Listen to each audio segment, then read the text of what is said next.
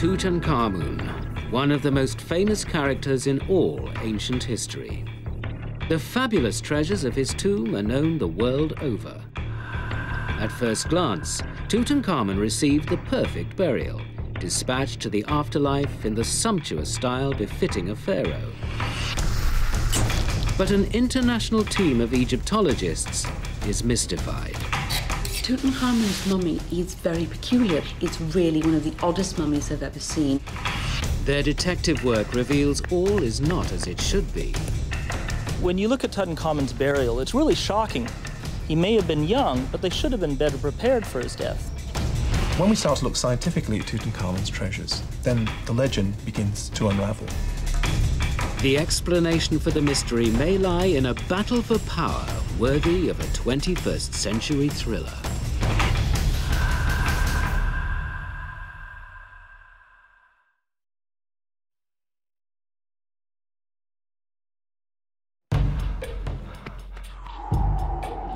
Egypt, 1323 BC.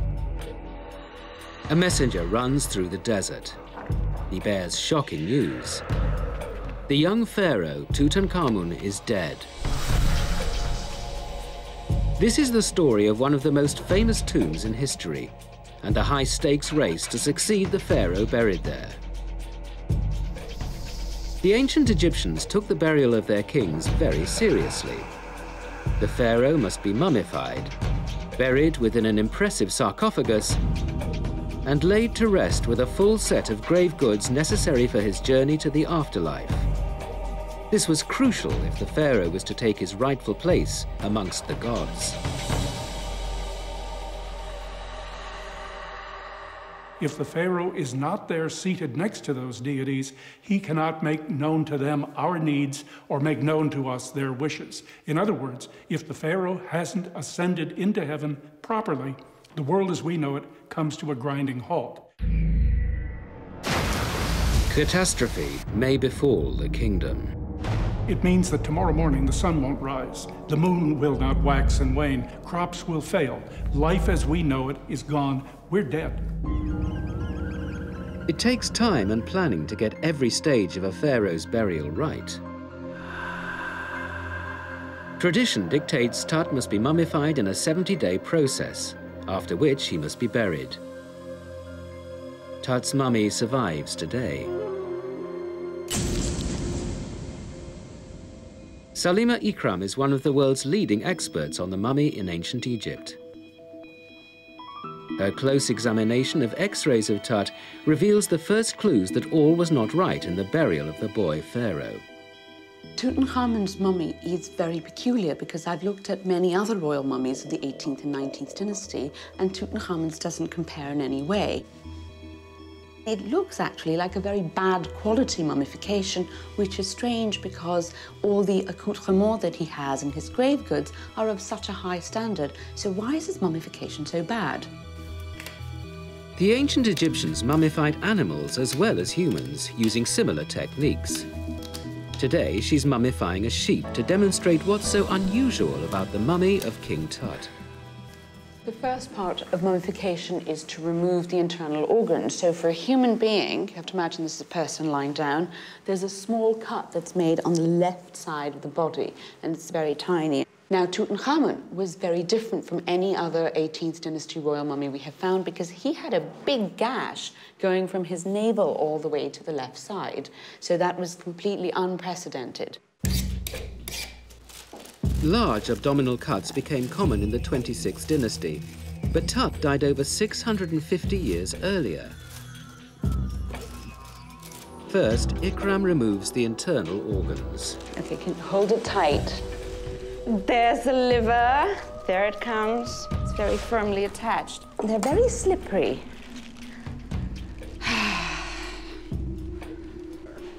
Thank you. Okay, you need a lot of upper body strength to pull things out. There they come. All of those lovely internal organs spilling out the way they're supposed to. Those are bits of the lungs. And the heart we will leave in the body. This was imperative. The heart needed to be present in the body for the moment when the pharaoh's soul was weighed and granted everlasting life. A second surprise. In X-rays of Tut's mummy, there's no sign of a heart. We don't think there is a heart in the body, but of course there was so much resin-filled linen packing, it might be obscuring the heart. So either it's missing or else it's very well disguised inside the body cavity, and either way, that is very unusual for an 18th dynasty royal mummy. Once removed, Tutankhamun's viscera were embalmed, wrapped and interned in these miniature gold coffins. They were stored within this canopic chest and buried with him.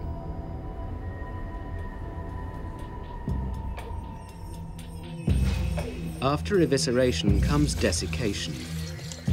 Ikram must clean the carcass and dry it out.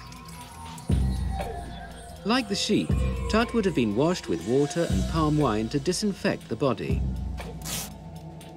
She packs the cavity tightly with bags of natron, a naturally occurring mix of salt and baking soda. Then she covers the whole body completely. Little pillow for the sheep. The body is left to dry out for 40 days. The natron pulls all moisture and fat from the body. Here again, there are clues that the mummification wasn't done correctly. His body had already started to deteriorate, and it could have been that he died in a place where they couldn't immediately do this kind of operation because he didn't have natron. This leads Ikram to an interesting hypothesis. Was Tutankhamun killed in battle, or did he die somewhere in hunting or whatever, but a long way from the Nile Valley? So he didn't have immediate access to trained embalmers. They might have done the best they could and rushed him back to the Nile Valley.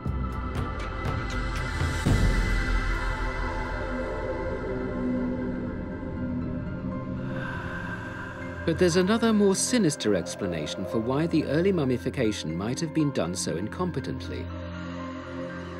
It's possible someone was desperate to get Tutankhamun safely buried, and fast. As an expert on the politics of ancient Egypt, Peter Brand has studied the fallout from Tut's death. The death of Tutankhamun plunges Egypt into military and political crisis. First of all, they've just lost a major battle with the Hittite Empire, and then the king dies. And Tut has not produced an heir. As the countdown to the 70th day begins, a high-stakes race unfolds in the Nile Valley. The race to get Tut buried in time, and the race to seize the throne. Three main contenders will wrestle for power. There's Tuts Widow, called Ankhesenamun. Kingship in Egypt was a largely male affair. Female pharaohs were rare, and with two preceding Tut, there may have been little appetite for another. Ankhesenamun has limited political options.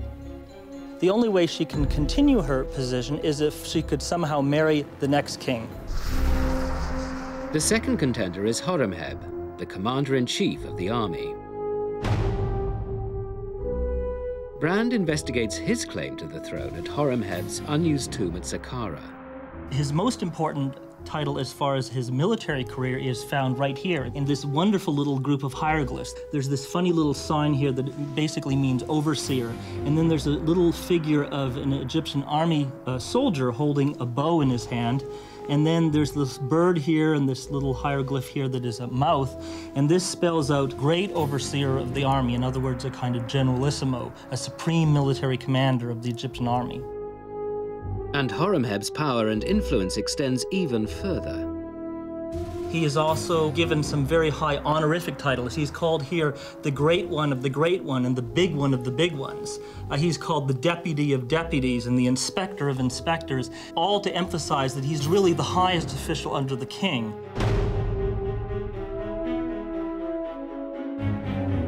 Stone reliefs document his career, like an ancient resume.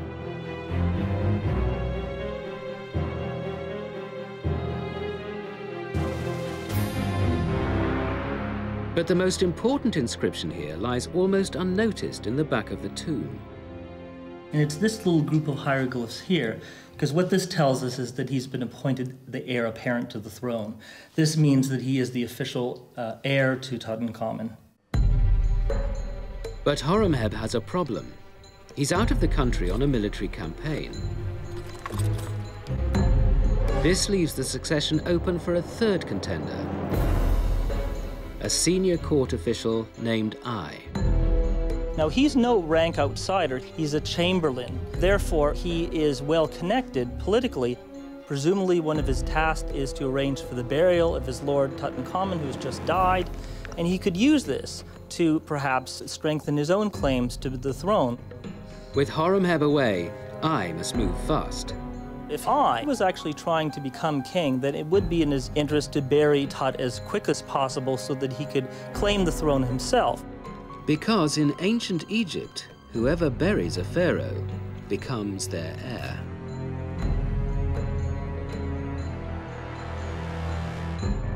Tut is on his way to everlasting peace, but he leaves behind several rival factions. This would lead Tuts Widow to make a momentous decision that would spectacularly backfire and plunge Egypt into further crisis.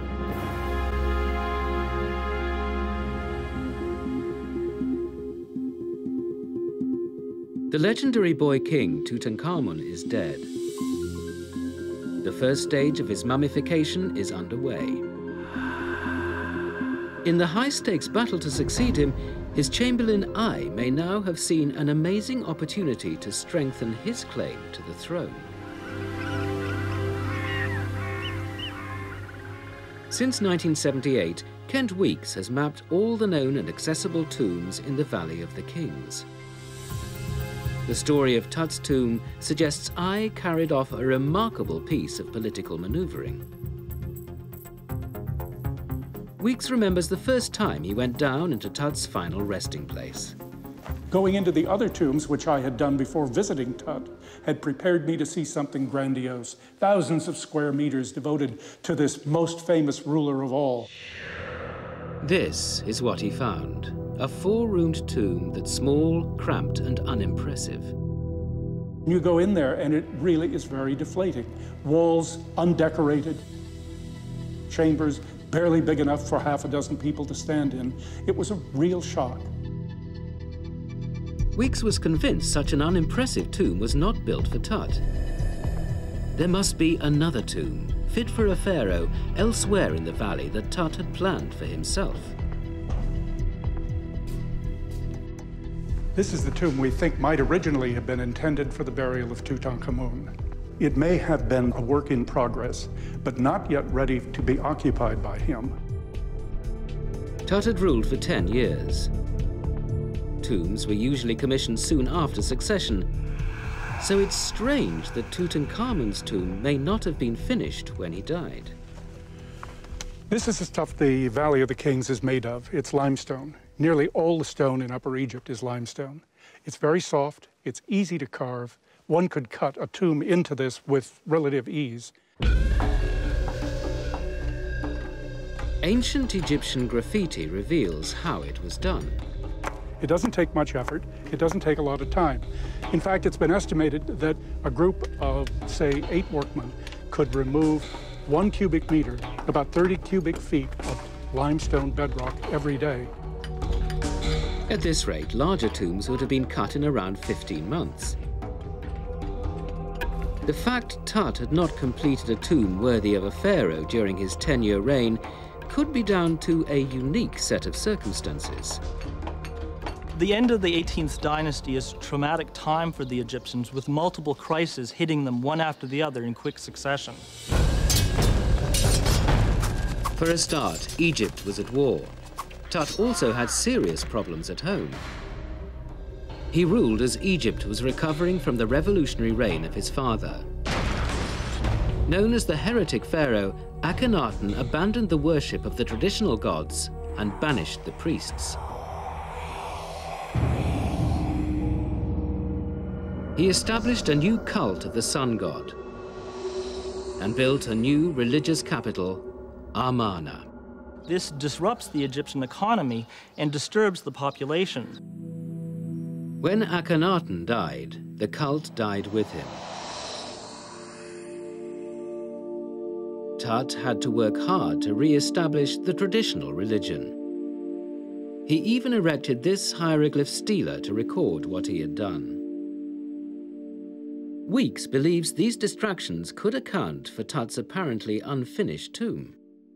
Clearly, something was going on during this period. It may have been wars, it may have been the end of the Amarna period, it may have been economic collapse, it may have been the fact that King Tut seems to have died suddenly. Maybe it's a combination of these. An unfinished tomb presented Eye with a big problem. Not all Egyptologists agree about what happened next, but Weeks believes it's possible Eye decided to bury Tut in the tomb he was building for himself. Perhaps the two switched places, and that may have been made necessary by the hasty burial that the sudden death of Tutankhamun required. Such a swap would have been an act of political brilliance. When Eye swaps tombs with Tutankhamun, this bolsters Eye's position because having a real royal tomb makes him a more legitimate pharaoh. Now there's another problem. The scale and layout are all wrong for a royal tomb. But for Weeks, all the necessary elements were there, so Eye must have believed that ritually it was still an acceptable resting place for a king. At first glance, King Tut's tomb doesn't look anything like the royal tombs we've come to expect. But it doesn't take much of a change to transform the tomb into a very standard 18th dynasty royal tomb model. When the tomb's 4 rooms are rotated 90 degrees, the entrance corridor and burial chamber now form the more traditional single-axis layout of a royal tomb. And there it is, a very standard 18th dynasty tomb design. With one stroke, Eye has moved closer to becoming the next king of Egypt. Tuts Widow finds herself in an impossible position. If she is to hold on to power, Ankhesenamun must marry Tut's successor before the funeral. He must be there to perform the crucial opening of the mouth ceremony that reanimates the corpse ready for the afterlife. Ankhesenamun now makes a desperate diplomatic gambit to secure her royal position. She writes to the king of the Hittite Empire in modern-day Turkey, appealing for help.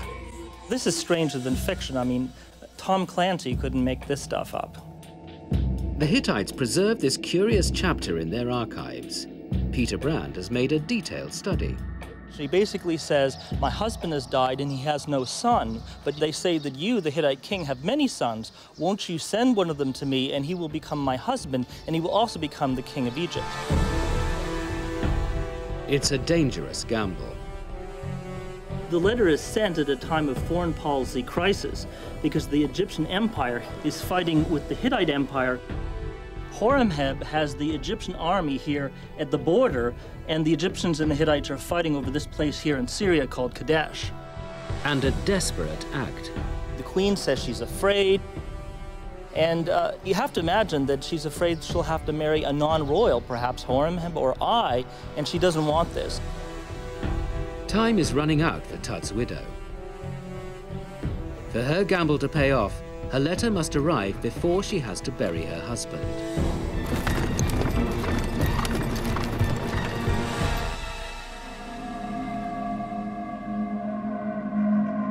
While Ankhesenamun waits for her prince, scores of craftsmen work on the several thousand items Tut will need to be buried with for his journey to the afterlife. But Eye has hit another problem. Tradition dictates that Tut's coffin be placed inside a sarcophagus, and Eye doesn't have one.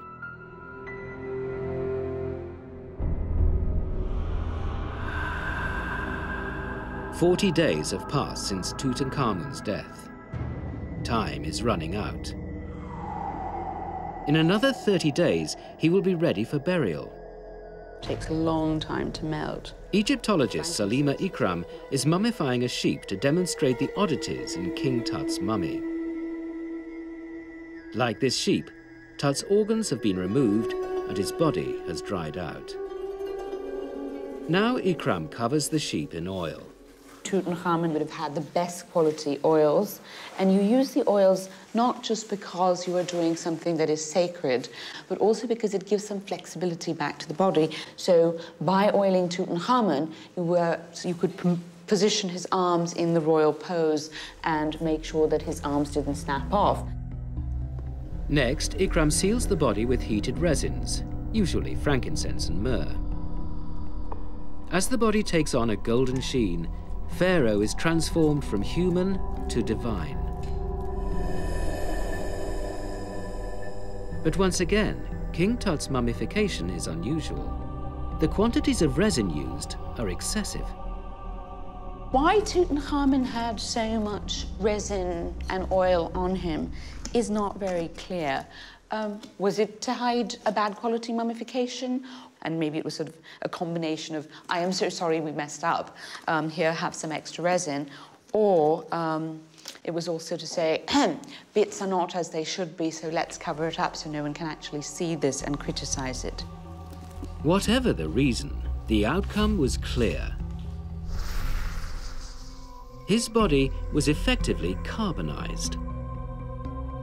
I just can feel the heat going through to my hand. So if they were using a lot of very hot resin, it's no wonder that Tutankhamun, in fact, became rather roasted in appearance. The ultimate act, performed within the final 30 days, is to wrap the body in linen. At last, Ikram discovers something worthy of a pharaoh. Even if the mummification had not been good, certainly the wrapping section was very well done to a large extent, and it was lavish.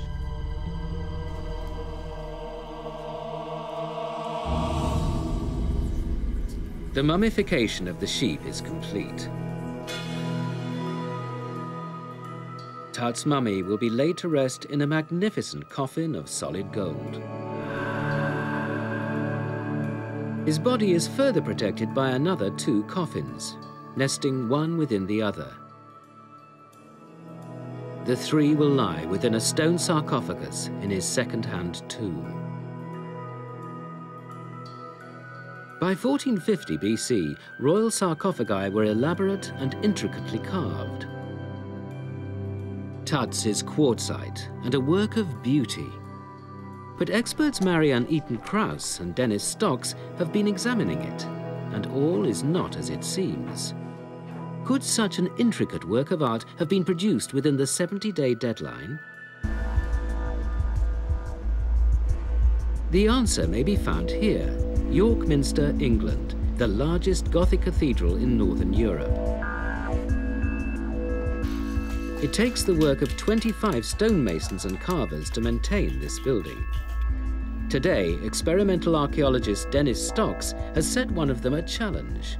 When you look at it closely, it appears naive in style, but the actual workmanship that's gone into it is absolutely superb. It's a real piece of fantastic craftsmanship. Stone carver Dave Willett has chosen to carve the face of the goddess Isis from a corner of the sarcophagus. Then he and Stocks will attempt to estimate how long it might have taken the original carvers to produce the entire box. And if you look at the subtlety of the carving, so it's pretty round the eye, and certainly on the lips, absolutely beautifully worked. Yes. Where the lips curled over at the bottom, Yeah, that would take quite a bit of work to achieve that. It would, yes. Willett normally works with limestone. The challenge is how he'll cope with quartzite, one of the hardest stones on Earth.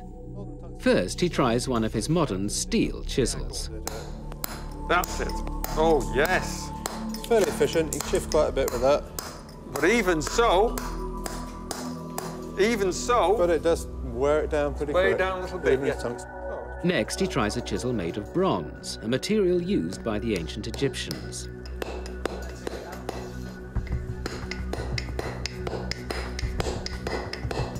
It hardly touches it. But Willett won't be using either of these tools. Stock's years of research on ancient stoneworking techniques suggests the Egyptians used chisels made of flint. Certainly more efficient than the That bronze. seems to be working very well. Compared to the bronze, it's brilliant. Yeah. Even on this very hard stone, it's quite clear that you really need a stone tool to work stone. Yes, definitely. Willett gets to work. The goddess's face is carved in relief, so once sketched out, he must remove all the background. It promises to be a laborious job. Well, I think it's so different to use a tool made of stone rather than a tool made of steel that he's going to find it quite challenging at the beginning until he gets used to it. I think he's going to have to learn to be a stonemason all over again. Back in Egypt, Marian Eaton Krause is also investigating Tut's sarcophagus. For years, she's studied photographs, puzzled by inconsistencies in the carving of the four-winged goddesses. These figures would lead her to an amazing discovery. If we start here at the head end of the sarcophagus, we can see the incredible amount of detail that has been lavished on these figures. We see the necklace, which has been done in relief. Here, even the knot shown in the strap of the dress. Also the navel, and the way the foot has been done and the anklets. But the foot end of the box is very different. We'll see the goddess Selkit, and we will see here many of the same details, but executed only in paint. And she has no navel. Well, it's quite clear that the head end is much more finished.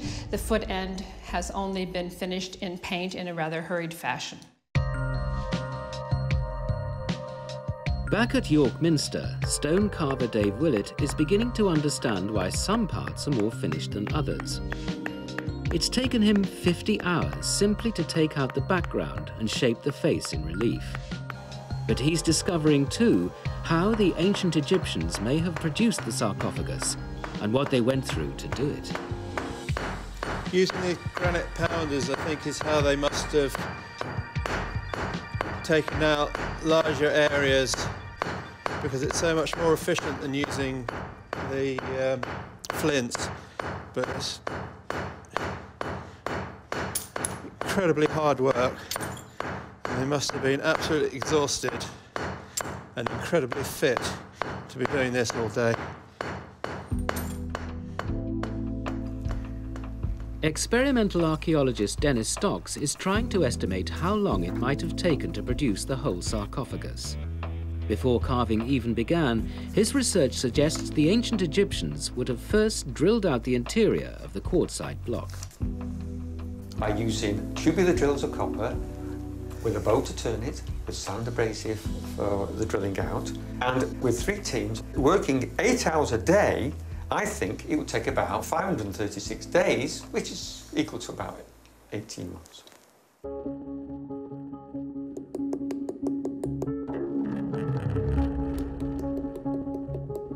Finally, after almost 4 weeks of carving, Willett finishes the goddess. Hey!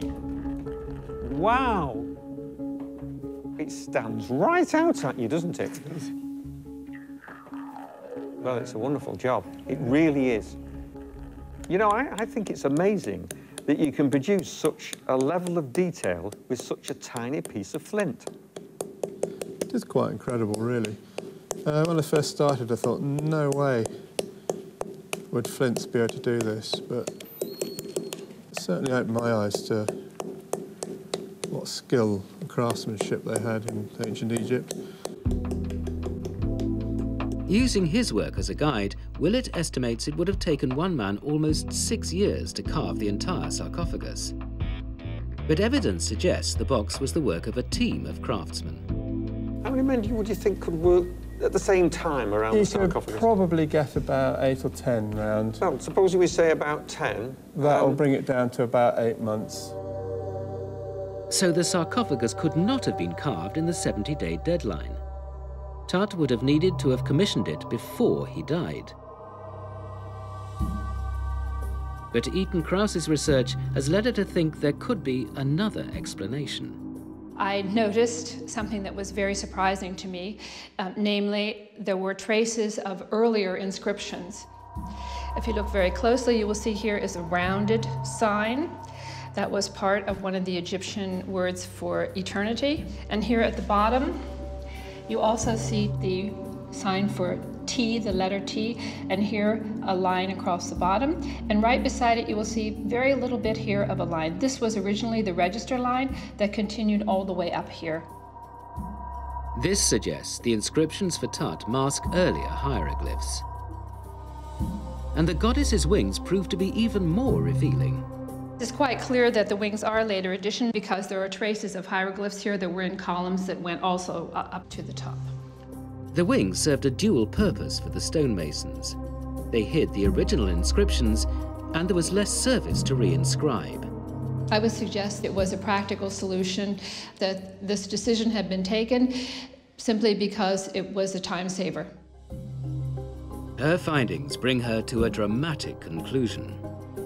I am convinced that the sarcophagus was not commissioned for Tutankhamun, but that it was made for one of his predecessors. Tutankhamun already had a hand-me-down tomb. If the sarcophagus was not even his, maybe the rest of his famous treasures never belonged to him at all. The end of the 70-day mourning period is fast approaching. Soon Tut will be buried. Ankhesenamun is still awaiting news from a suspicious Hittite king. She has pinned her hopes on the arrival of a prince to claim the throne as her consort. Finally, the Hittites are convinced that the offer is genuine, and they dispatch a prince to Egypt to marry the queen. But he dies mysteriously along the way, and the whole thing blows up into a diplomatic fiasco. The Hittites blame the Egyptians for the prince's death. Ankhesenamun's gamble to secure a Hittite husband is a spectacular failure. The Hittite king orders a military attack on Egyptian territory in revenge. So instead of having a royal wedding and a peace treaty, you end up with a military fiasco, diplomatic fiasco, and poor Ankhesenamun still doesn't have a husband. In one move, she's plunged Egypt into further crisis. And what's more, unwittingly decided the race for the throne. Throughout this whole crisis, we believe that Horemheb is on the ground somewhere on the Egyptian-Hittite border here in Syria, defending the Egyptian frontier against a Hittite counterattack. And this keeps him busy and prevents him from coming home until after the funeral. Now, only Tut's chamberlain, Ai, remains. At this point, it's game over for Queen Ankhesenamun. She's not going to get a husband. But for Ai, the game may only just be beginning.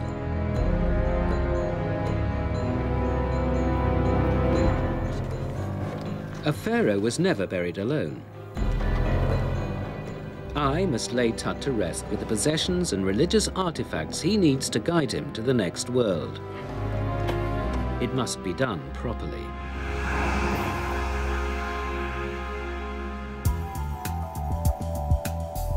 Yet research 4,000 kilometers away suggests that these preparations too were a curious affair. Here at the Griffith Institute in Oxford, England, Egyptologist Nicholas Reeves examines the original photographs of Tut's treasures as Howard Carter found them in 1922. Reeves wants to find out how many of the treasures, like the sarcophagus, have been recycled. I thought I knew the tomb of Tutankhamun very well, but as I kept looking again and again at the detail of it, I started to see it in a completely different light. Reeves examines the many pieces of jewellery found in the tomb. He discovers that Tut's name, inscribed in oval cartouches, appears to replace another, and the accompanying titles are not his either. These first two hieroglyphs are the epithet Heka Nefer, good ruler.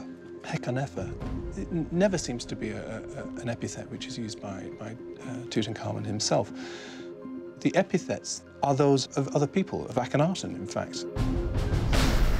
Akhenaten, Tut's father and infamous heretic. He abandoned the worship of the traditional gods in favor of one, crushing the power of the priests. The conclusion that one reaches is that a lot of this jewellery was made for someone else and only later inscribed at the time of Tutankhamun's burial. Reeves examines Tut's most iconic treasures. Tutankhamun's outer coffin has an odd detail. It has these extraordinary lappets added at the front in a braided effect. This unique headdress was sported by only one man, Akhenaten. And Reeves finds evidence of changed cartouches on the second coffin. But his most dramatic discovery concerns Tut's iconic death mask. Reeves is intrigued by a line of prominent solder.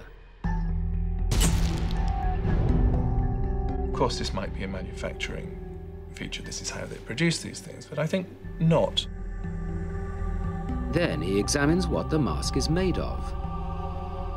The inlays of the wig are of blue glass, but the inlays of the mask are of lapis lazuli.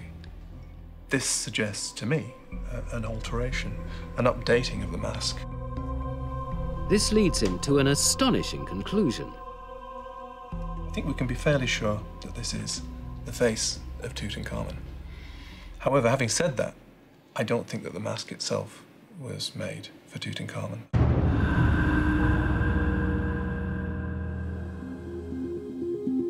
As he painstakingly examines and catalogues, Reeves is surprised to find a female presence in this man's tomb.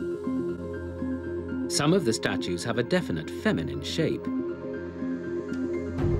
And these stone stoppers, finely carved in the form of a pharaoh's head, also have a female quality to them. They sit atop miniature gold coffins holding Tut's embalmed internal organs. But was this key funerary equipment made for him? Reeves examines them for clues. He can find nothing on the outside, but the inside is revealing. Changes in the text on the inside have been done far less carefully, and the name of the original owner can still be discerned. And this person was in fact Nefertiti as co-regent of Akhenaten. Nefertiti, the iconic queen of ancient Egypt.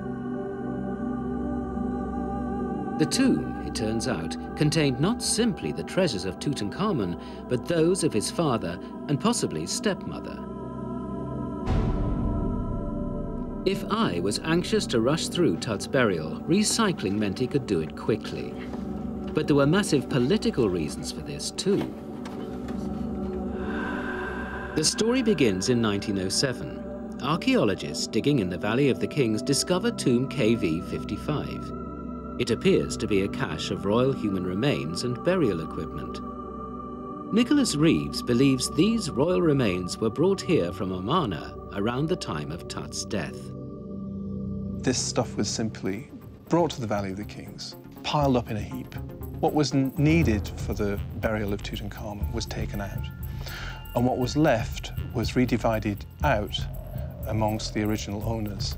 It's as if the priests not only wanted to prepare King Tut for his journey into the next life, they wanted to throw into that mix anything that reminded them of the Amarna period. Put it in the tomb, lock the door, and hope it never sees the light of day again. Putting all the evidence together, Reeves estimates the scale of the reuse and recycling. I wouldn't be surprised if as much as 80% of the core burial equipment was simply taken over from previous owners. It could even be higher. If he's right, 8 out of 10 treasures known as King Tut's are in fact other people's.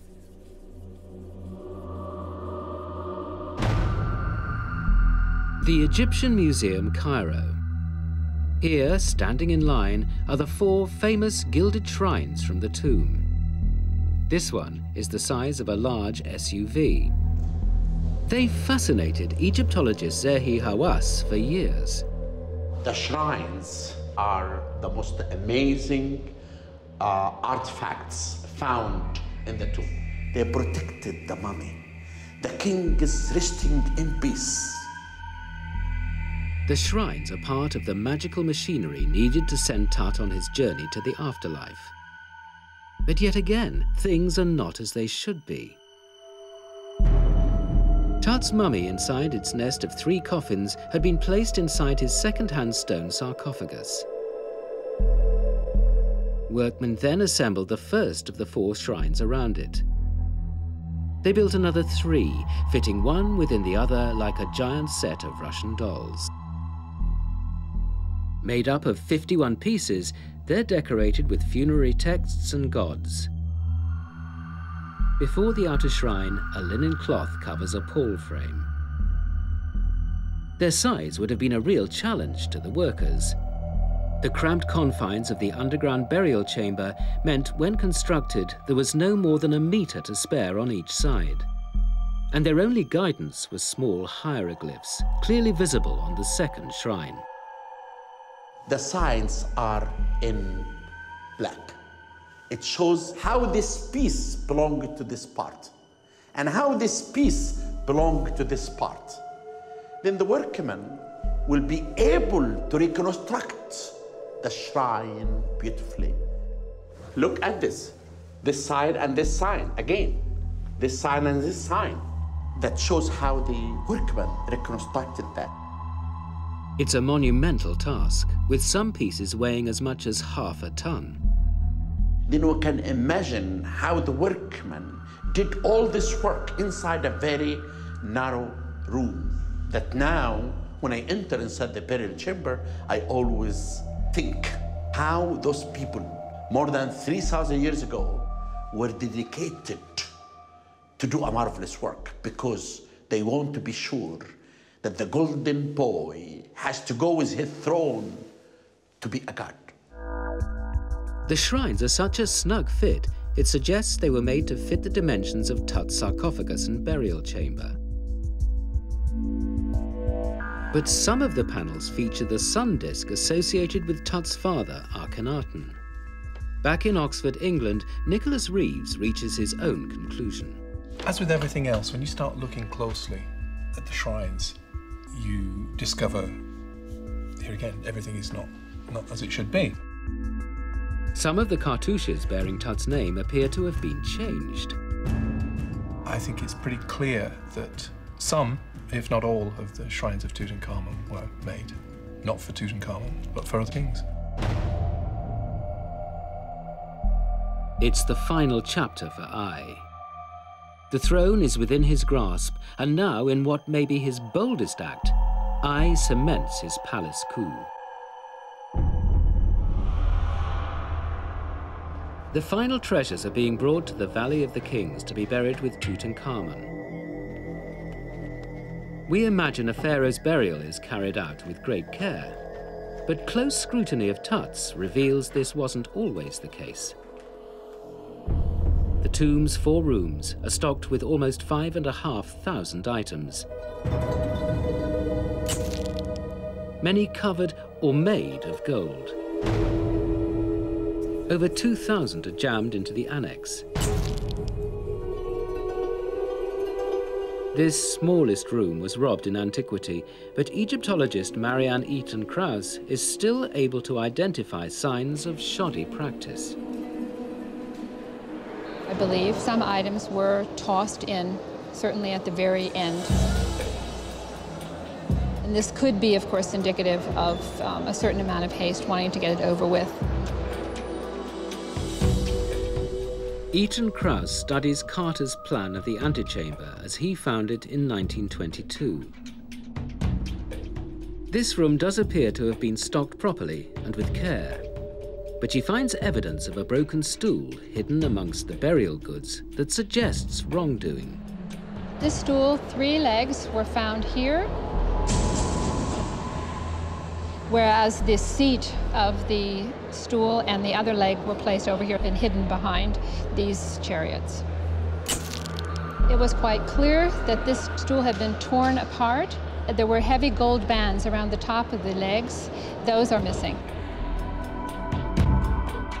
She believes the temptation to pilfer would have been great as items were passed into the tomb along a human chain.